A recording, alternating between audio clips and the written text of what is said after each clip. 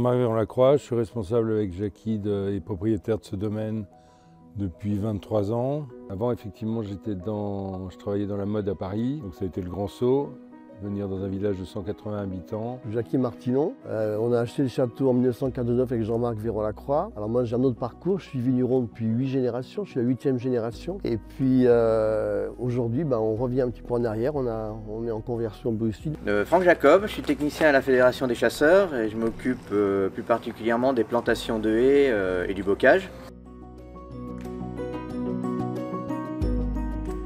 Planter des haies, c'est remettre du vivant. Lutter contre le réchauffement climatique, c'est à mon sens finalement reproduire ce que la nature sait très bien faire. En fait, c'est une logique.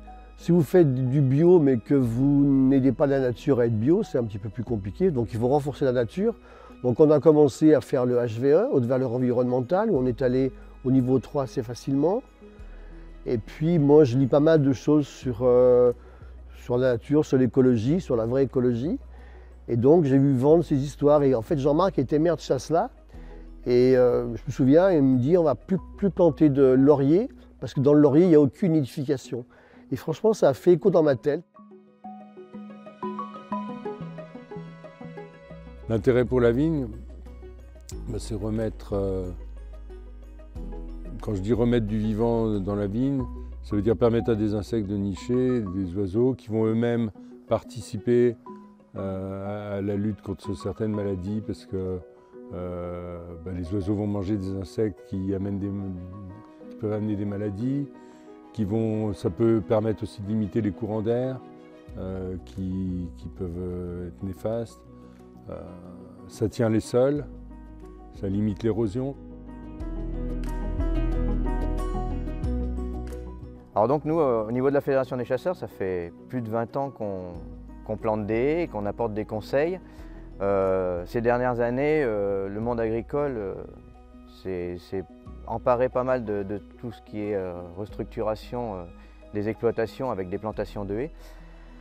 Nous, on a considéré au niveau de la Fédération des chasseurs que la plantation de haies était un moyen de rapporter de la vie. Alors la Fédération des chasseurs nous a apporté son soutien effectivement largement puisque c'est eux qui ont porté le projet administrativement en termes de conseils sur où planter, comment planter, avec quelle espèce, quelles essences, chose dont on n'a pas connaissance. On a un projet qui évolue fortement puisque d'une discussion à une autre, on se rend compte qu'il y a des intérêts qui évoluent. Et donc il y a des objectifs qui sont définis, nouveaux, qui vont du coup faire évoluer la plantation. Et des fois, de quelques centaines de mètres, on peut passer à 1 kilomètre. D'une haie basse, pour telle raison, on peut passer à une haie haute pour une autre raison. Parce que en fait, les objectifs sont tellement divers et variés que automatiquement, en discutant, l'agriculteur, l'exploitant concerné se rend compte que du coup, il y a des avantages multiples à tirer d'une plantation de haies.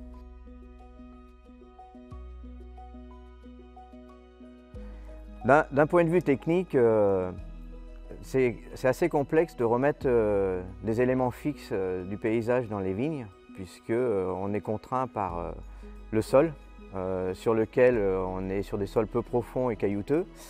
On est sur des sols calcaires, donc qui nous interdisent, entre guillemets, de planter certaines essences.